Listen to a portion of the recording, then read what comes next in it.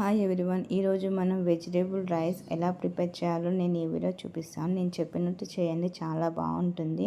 Snacks కానీ lunch box కానీ. నేను ముందుగా ఒక కప్పు ఒకటిన్నర కప్పు రైస్ తీసుకొని బాగా వాష్ చేసుకొని నానబెట్టుకున్నాను. ఇంకా మనం వెజిటేబుల్ ఒకటి ఆనియన్, ఒకటి క్యారెట్, 3-4 బీనీస్ తీసుకొని కట్ చేసుకున్నాను. ఇంకా మనం ప్రెషర్ కుక్కర్ తీసుకొని 2 టేబుల్ స్పూన్స్ ఆయిల్ వేయండి. కొంచెం ఆయిల్ ఎక్కువ వేస్తే పొడి పొడిగా ఉంటుంది, అలానే ఎక్కువ వేయకండి, కొంచెం వేయండి. ఇంకా ఆయిల్ హీట్ అయిపోయింది. ఇంకా తగినన్ని సాసోలు, తగినన్ని జీలకర్ర వేయండి. ఇంకా మనం ఒక ఆనియన్ కట్ చేసుకొని వేస్తాము. ఇంకా 2 పచ్చిమిరపకాయలు పొడవు కట్ చేసుకొని వేసుకోండి. ఇంకా చిటికెడంత కరివేపాకు. ఇంకా బాగా కలపండి ఇవన్నీ వేగేంత వరకు. ఇది మటుకు బాగుంటుందండి. ఇంకా తగినంత పసుపు వేయండి, తగినంత అల్లం పేస్ట్ వేయండి, లేదంటే తెల్లగడ్డ 1-2 వేసుకోండి అల్లం పేస్ట్ లేకపోతే. ఇంకా బాదము లేకపోతే జీడిపప్పు అయినా 3-4 వేసుకోండి, బాగుంటుంది.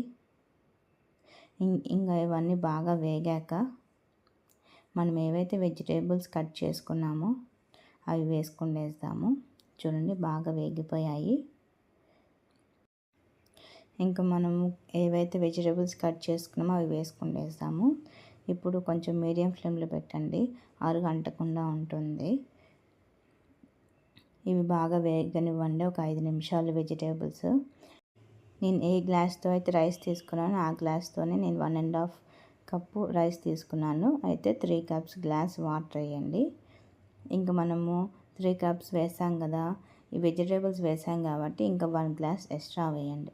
అయితే 4 గ్లాస్ వాటర్ వేయండి. చూడండి, ఇంకా చిటికెడంత ఉప్పు వేయండి. ఉప్పు చూసుకొని వేసుకోండి.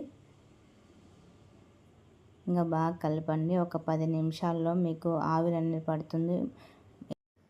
ఇంకా ఎసురు ఉడకనిచ్చండి. చూడండి, అంతలోపు మనం శనగగింజల చట్నీ చేసుకుంటున్నాము. ఈ చట్నీ మనము లేకపోయినా కూడా తినొచ్చు. చట్నీ చేసుకుని ఇంకా టేస్ట్ అనేది బాగుంటుంది. చూడండి, 2 పచ్చిమిరపకాయలు వేయించుకొని నేను ఫ్రై చేస్తున్నాను, అంటే చట్నీ కొంచెమే చేస్తున్నాను. చూడండి, మనం వాటర్ వేసి మసలు పెట్టుకోవాలన్నా చెప్పాం కదా, ఈ చూడండి ఉడుకుతుంది ఎసురు అనేది. చూడండి, మనం ఏదైతే 1.5 కప్ రైస్ వేసుకున్నామో ఆ రైస్ ఇప్పుడు వాటర్లో వేసేయండి ఎసురులో. చూడండి, ఈ విధంగా చేసుకోండి. ఈ వెజిటేబుల్ రైస్ మనకు చాలా బాగుంటుందండి. అసలు చిన్న పిల్లలు కానీ పెద్దలు కానీ ఈజీగా తినేయచ్చు. అసలు దీంతో చట్నీ అవసరం లేదు. ఇంకా చిటికెడంత కొత్తిమీర వేసుకొని ప్రెషర్ కుక్కర్ పెట్టేసేయండి. చూడండి, ఒక 5 నిమిషాలు మూత పెట్టేసి తీయండి. ఎసురు అనేది కొంచెం ఉడికింది కదా, ఇంకా ఉప్పు కారం టేస్ట్ చేసి ఉప్పు తక్కువ ఉంటే వేసుకోండి. ఇంకా ప్రెషర్ కుక్కర్ పెట్టేసేయండి. ఒక 3 విజిల్ వచ్చేంత వరకు మీడియం ఫ్లేమ్లో ఉడికిచ్చేసేయండి. ఇంకా చూడండి, ఆవిరి అయిపోయాక విజిల్ తీయండి మూత అనేది. ఇది కాలిపోతుంది అనేసి నేను నిదానంగా తీస్తున్నాను. చూడండి, ఇలా ఎంత బాగా రెడీ అయిపోయిందో వెజిటేబుల్ రైస్.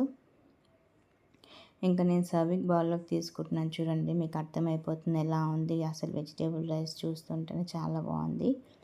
చూడండి, అంత మెత్తగా కాకుండా అంత ఉడకకుండా కాకుండా బాగా మీడియంలో బాగా ఉడికింది వెజిటేబుల్ రైస్. చట్నీతో సర్వ్ చేసుకోండి, చాలా బాగుంటుంది. మా ఛానల్ లైక్ చేయండి, సబ్స్క్రైబ్ చేయండి, షేర్ చేయండి, కామెంట్ రూపంలో చెప్పండి.